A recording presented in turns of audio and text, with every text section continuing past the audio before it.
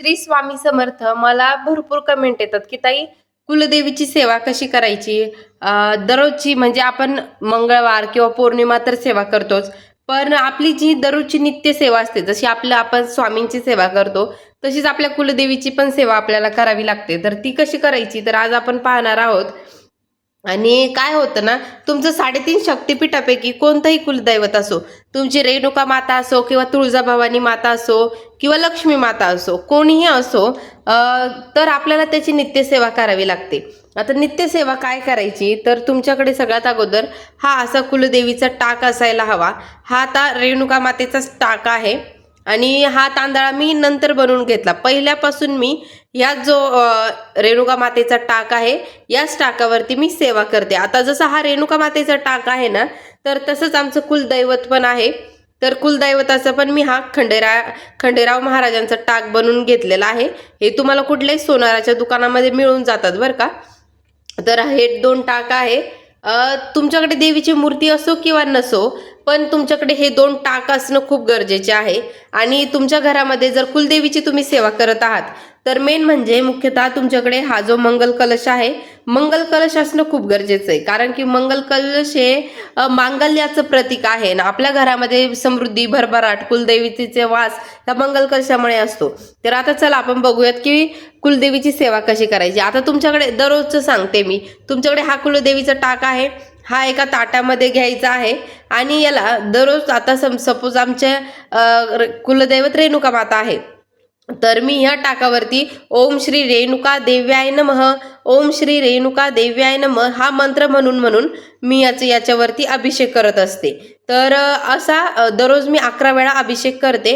किंवा मग तुम्हाला तुमच्या देवीचा मंत्र माहिती नसेल, तर तुम्ही ओम ऐं ह्रीं क्लीं चामुंडाय विचे, ओम ऐं ह्रीं क्लीं चामुंडाय विचे हा मंत्र म्हटला तरी चालेल. आणि त्यानंतर मग त्यावरती मी अभिषेक घालते. मंगळवारी मी पंचामृताने घालते, पण दररोज माझा साधाच अभिषेक असतो. यावरती अभिषेक वगैरे घातला की मग त्याला स्वच्छ पुसून घ्यायचं. त्याला छान असं हळदी कुंकू लावायचं टाकाला.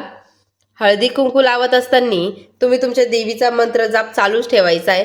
त्यानंतर एखादं फूल व्हायचं आहे, धूप दीप आरती करायची. आणि त्यानंतर तुमच्या रेणुका मातेची जी कोणती आरती आहे किंवा कुलदेवीची तुमची जी कोणती आरती आहे, जी की तुम्हाला माहिती आहे, ती आरती वगैरे घ्यायची.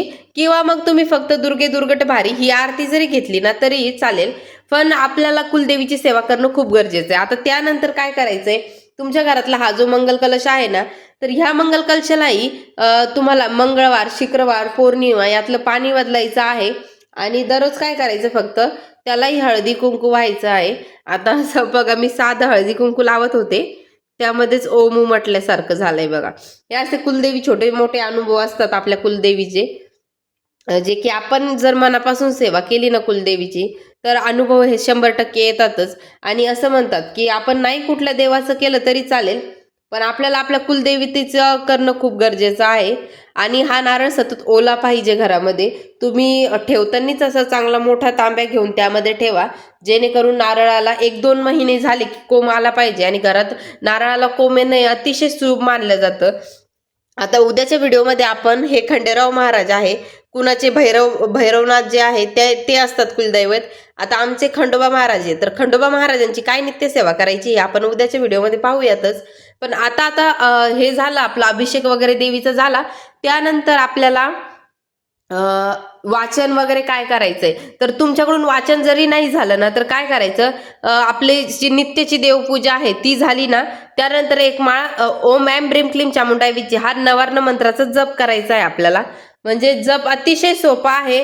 आणि नाही तुम्ही माळा घेऊन बसला तरी चालेल, फक्त काय करायचं, डोळे मिटून देवीचं स्मरण करायचं. आईला आपण प्रार्थना करायची, आई तू आमची कुलदेवी आहे, आमच्या कुलाचं रक्षण कर, आम्हाला कधीच दुःखी होऊ देऊ नको. एवढं जरी तुम्ही देवीला म्हटलात ना, तर आईची कृपा तुमच्यावर नक्की होईल. आणि ज्यांच्याकडे हे असे टाक वगैरे नाही आहेत ना, त्यांनी आवर्जून बनवून घ्या. 2 भाऊ असले आणि ते वेगळे निघले, सेपरेट होतात, तेव्हा दोघांकडेही टाक असायला हवेत. जर परंपरागत टाक असले तर मग ते ऑब्विसली मोठ्यांकडेच जातात, पण आपणही बनवून घेतले तरी काय हरकत नाही, कारण की कुलदेवी प्रत्येकाचीच आहे. तर प्रत्येकाने कुलदेवीची सेवा करावी. आणि विशेष अजून तुम्हाला सेवा करायची असेल तर तुम्ही दररोजच्या नित्यसेवेमध्ये 2-2 अध्याय दुर्गा सप्तशतीचे पण वाचू शकता. तर ही अशी छोटीशी सेवा आहे आणि अतिशय सुंदर आहे. तर तुम्हाला हा व्हिडिओ कसा वाटला नक्की सांगा. आणि अजून पण तुम्हाला कोणकोणते व्हिडिओ बघायचे आहे कुलदेवी संदर्भात किंवा स्वामींच्या अभिषेकासंदर्भात हे मला कमेंट करून नक्की सांगा. श्री स्वामी समर्थ. जय लक्ष्मी माता. ओम श्री रेणुका देव्याय नमः.